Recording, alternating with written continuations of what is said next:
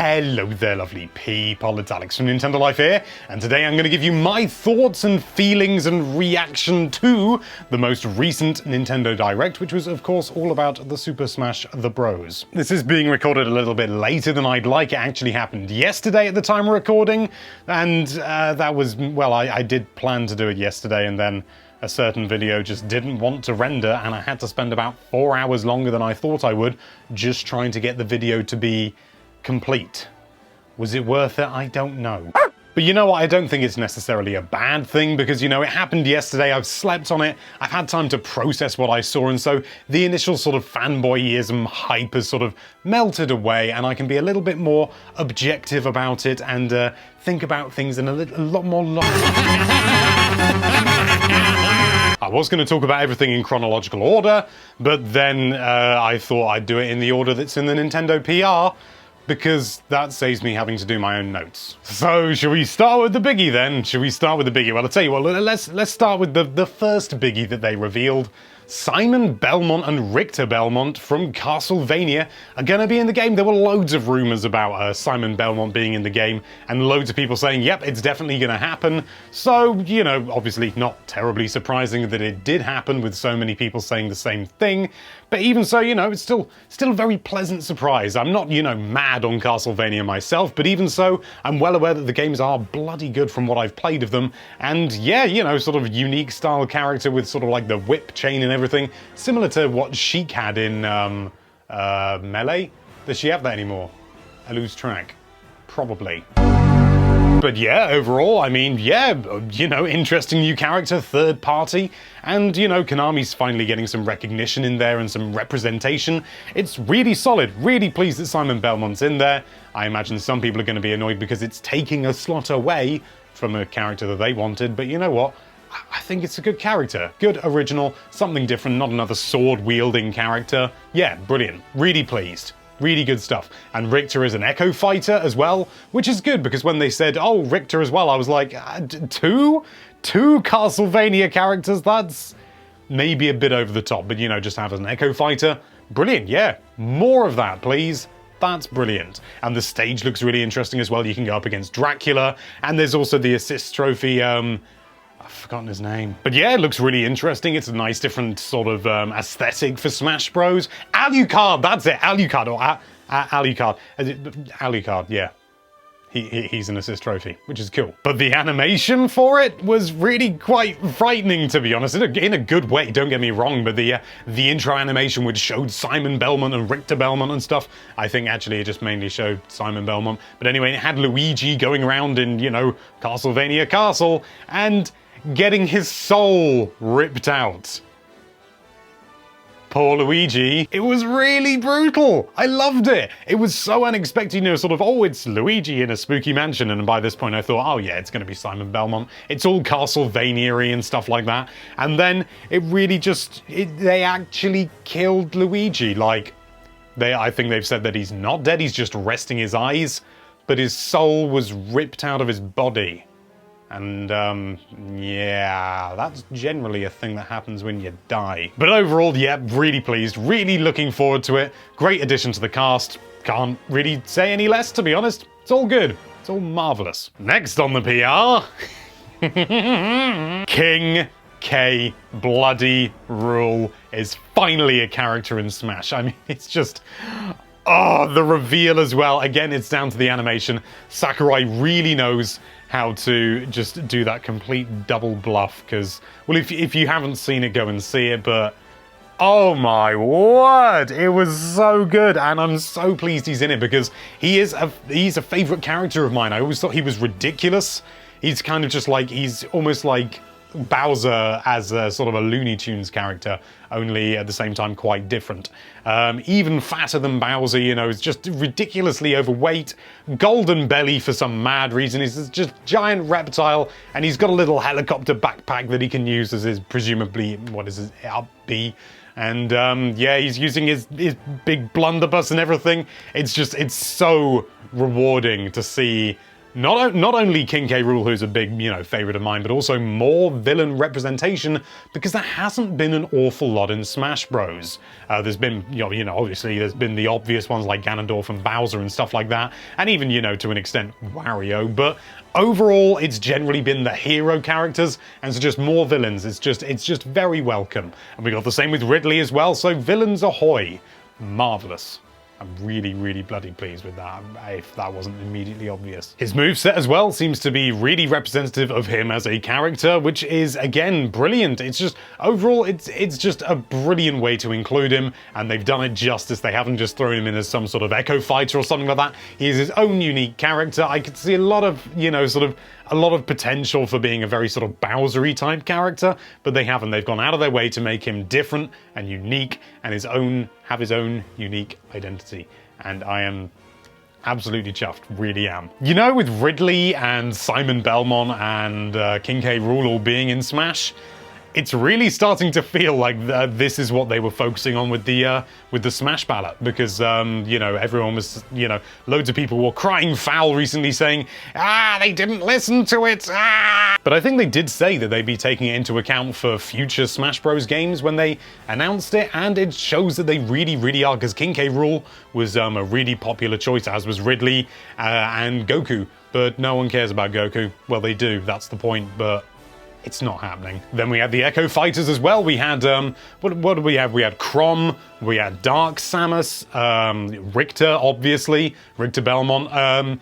Yeah, really cool additions, particularly Dark Samus. I'm really pleased about that. A little bit kind of wishing maybe she was her own character and not an Echo Fighter, but at the same time, I can see why they would go with that from a purely purely economical point of view, if you like. I do still think that she has enough variety. Does Metroid Prime have a sex? I'm gonna call her she because it's easier. I do think she's got enough unique capabilities to be her own fighter, because she does a lot of things that Samus can't. But at the same time, it's fine. I'm still really pleased that Dark Samus is playable, and it's just, these Echo Fighters are really allowing for a lot of variety, and I do prefer the idea of an Echo Fighter over a sort of just, a whole new character roster for characters like Dr. Mario and stuff like that, because, yeah, Dr. Mario, I know he's got his down B, which is still the tornado spin, but it just doesn't, I just don't feel good about those sort of fighters on the whole. Sometimes I do. Actually, can I just point out, they say that Chrom is an Echo Fighter of Roy, but we see what looks a lot like Ike's up and B.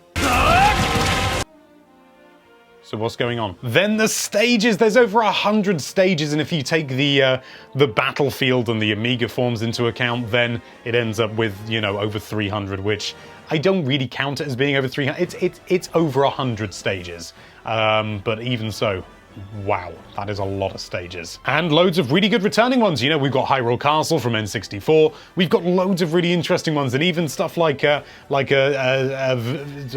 Thingy City, Saffron City, which I know we've known about for a while, but I'm still really pleased that it's there, because that was one of my favorites. Although you did fall off a lot on that. Like a lot. My life will be complete when they announce Four-Side is going to be in it as well. And also there's this new thing you can do where you select 2 stages and it changes between them at random points. Well, maybe not random points, but throughout a match it changes between the 2 stages.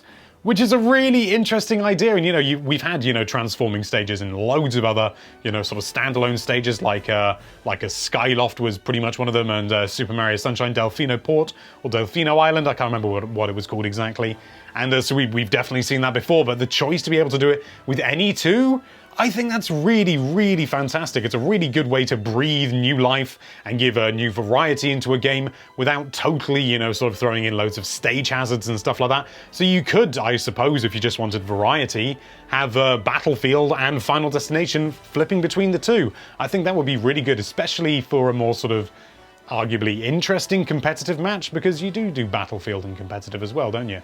Yeah, I'm pretty sure you do. And then there's the music with over 900 compositions, which is... Was it 900? No, it was 800, wasn't it? They said 900 in here. 900 compositions. Oh, wow. Whatever, it's a lot. And you can listen to it with the Switch screen off, When it's in sleep mode, you can continue listening to it like it's the world's biggest and most impractical MP3 player. And, well, I suppose less so than an iPad. It's not a feature I think I'm going to use much, because to be honest, I don't listen to music much when I'm out and about, and generally if I do, it's because I'm in my car, so I'm not listening to headphones. So, I mean, I could plug my Switch into my car stereo, but I probably won't. But it's still a really cool feature. Loads of people go out, you know, with their Switch and stuff like that, and the music is worth listening to outside of the game. So, honestly, I think it's a brilliant addition. Again, not really my thing, but even so, it's ruddy bloody good. Then there were some new items as well, like the banana gun, killing edge, bomber, death scythe, staff, rambling evil mushroom. That was brilliant. I love that, because the moment I saw it, I thought, oh, that's from that, and then, you know, I got it Earthbound, obviously, but it just, you know, really quite an iconic look. And it's just a mushroom on legs, and yet they've somehow managed to make it iconic, and it's gotten to Smash. It's brilliant. New Pokemon as well, Abra, Solgaleo, Lunala, Mimikyu. Mimikyu looked like it was going to be beastly. Looked a bit like the Gallagher thing, but maybe not. And of course, the best one, the big daddy of them all, Alolan Executor. Wow, that is, that's a big beast. And it just splits the stage where it is. It just, you know, acts as a big wall. That's a genius idea, and I can't believe it hasn't been done before with Pokemon or an item or anything like that, but just to sort of section off. It's just genius. It's such a simple idea, but it just hasn't been done before, and they've implemented it in the most elegant way possible. It's just beautiful. New assist trophies, which are including Zero, which is pretty cool. I like Zero as much as the next person. Knuckles, yeah, fairly cool. The animation seemed a bit stiff. I mean, maybe early on in development, but even so, it looked a bit stiff on Knuckles. Knuckles, I don't know. Always. Then again, I'm probably thinking of Sonic Mania, where all the animation is just butter. But it's a cool inclusion. Crystal from Star Fox Adventures.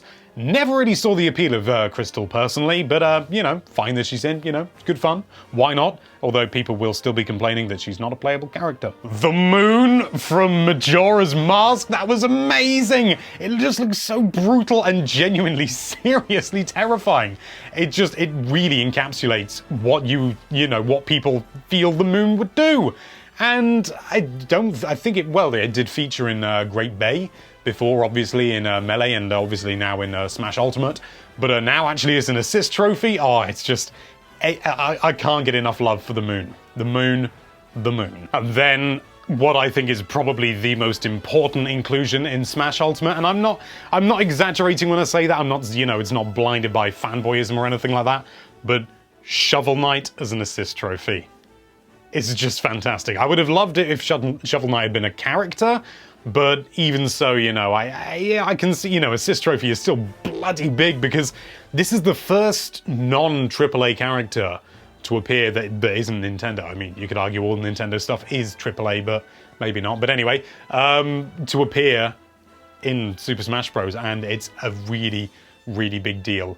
I can only imagine the amount of crying and celebratory happenings that went down at Yacht Club Games when they were asked, because it's huge. It's genuinely huge, and I can't begin to imagine how pleased they are, because it's an enormous honor. But more than that, it's the first. They are the first to be in there. It's massive. It's absolutely massive. And then not as massive, but from a purely selfish point of view, my favorite assist trophy, the Rathalos. Oh! Anyone who knows me knows that I love me a bit of Monster Hunter, and so to see any kind of inclusion like that, I wasn't expecting there to be a fighter that is like Monster Hunter or Hunter or anything like that, because they're designed to be like a blank slate. They're not really a character, so I couldn't really see that working per se. But having the Rathalos, it's easily the most iconic monster from Monster Hunter, and it absolutely deserves to be in, and it's just so pleasing to see, so pleasing. And the fact that it can be a boss and an assist trophy at the same time, well, not at the same time, but as a single sort of entity, it can be a boss on the Monster Hunter stage, and it can be an assist trophy. That's really cool. It's a really big deal, and also it works. It's a great way to include Monster Hunter without having it be a character, because, well, I suppose you could argue that the Rathalos is a character, but you couldn't have it as a playable character because it just wouldn't work. Because it's like Ridley, it's too big. Classic mode is back, of course, and yeah, Classic mode is back, of course, and it looks interesting enough. It's classic mode, you know, it's something you can't really not include. And, you know, if you're more single player kind of thing, then yeah, that's good. It's a nice little inclusion. Interestingly, though, each fighter has a set of stages and opponents that he or she will face, which I think they did in Melee. Not entirely sure about that, or maybe it was the original. I'm pretty sure there was like a set menu, if you like, for each individual character and what they'll go through. So that's back. I think it just makes it a little bit more balanced and a little bit less random. So yeah, good. There's a couple of more bits like the final smash meter, so you can have an option so that a bit like sort of a Little Mac's KO punch, build up a meter over time, and you can use that to do a final smash. It's only an option, but I think it would be an interesting way to, you know, that could make for some interesting matches, rather, you know, you could have all items off, but still include final smashes, which I think is really cool. Squad strike, which is, players will participate in 5-on-5 or 3-on-3, with each player using 5 or 3 consecutive fighters in one battle. Yeah, didn't they have something like that before? Seems like a fun idea, but it's fairly nominal, to be honest. You can just sort of self-impose those rules if you really want to in any Smash game. Tourney mode, brilliant, yes, absolutely important. And did they say they could do one online? Doesn't say here, but I think they said that, maybe? Better be online, because it was good online. Smashdown is an interesting one. It's where you select a character, and you know, everyone selects a character, and then in the next match, that character is no longer playable, so you could be really sneaky and do different tactical things. If you could, like, select the roster that people could select from, you know, limit the number of characters to, say, 10 characters if you're doing a 2-on-2 or something like that, and select which ones will be in there. I think that would be really cool. Have like almost like the item switch, something like that. That'd be really interesting. But if it's the whole roster, I don't know. It'd still be interesting, but I would like that option. Interesting idea. Could do for some. Could introduce some tactical play. Overall, don't think it's going to set the world on fire, but a nice little addition nonetheless. And then there's the training mode. Wow, they have gone over the top with this, but not in a bad way, you know, it's got its own stage now, and you can see trajectories of attacks, and it's just, oh, how much do they love that competitive feel? So you can go in there, and you can measure individual little squares, and you can see, and it's so over the top, and most people are just going to look at it and go, "Bah." But there's going to be a sector of people for which it's going to be absolutely invaluable. People who want to learn, you know, like proper frame perfect stuff, and, you know, sort of to learn the trajectories so that you can do combos and stuff like that. It's absolutely invaluable. So it's absolutely marvelous. Really good inclusion. I don't think I'm going to be using it much myself because I'm not really into the, like, ultra competitive scene. I just like to turn up with DDD and throw Gordos at people. But, you know, that's a brilliant inclusion for a small subset of people. Shows that they are really paying attention to the competitive side of things, because I think quite a few people were a little bit jaded with Smash Wii U. Not 100% sure about that, because, you know, it's just a small voice that I've heard loudly. But it could be true. I don't know. But they're paying attention, and that's really important. And that was it. I mean, I genuinely, there was a bit of my mind when I went into this direct thinking, what are they going to be talking about? You know, we did a predictions video, and there wasn't a lot we could say because we thought, well, they've pretty much announced everything, haven't they? And how wrong can you be? You know, even if you take the character reveals out, there were so many options and so many different modes that they announced. So many little details here and there, and, you know, new assist trophies and all that sort of thing. And it's, as much as anything, it's opened my mind up to the thinking, are they going to have another Direct? Have they got even more to announce? Because they could so easily have so much more. And obviously, you know, new characters and stuff like that. It's gonna be bonkers. Highlight for me, well, the highlights, I suppose, are number one, King K. Rool. I love King K. Rool to pieces. Second highlight, it's a tie between Dark Samus and Rathalos, and the third is Shovel Knight. Wow, it's just the whole thing was just absolutely jaw-droppingly good. I don't think anyone could be disappointed with it. Although somebody probably will be, because it's the internet. But what do you think of it? Let us know what you thought about it down there in the comments below. We'd love to hear your thoughts. and even complaints. Thank you so much for watching. If you like this video, then why don't you beat that subscribe button until it's spewing out even more information than you could possibly imagine, and be sure to check out nintendolife.com for all sorts of lovely Nintendo related content. Thank you again for watching. Bye bye.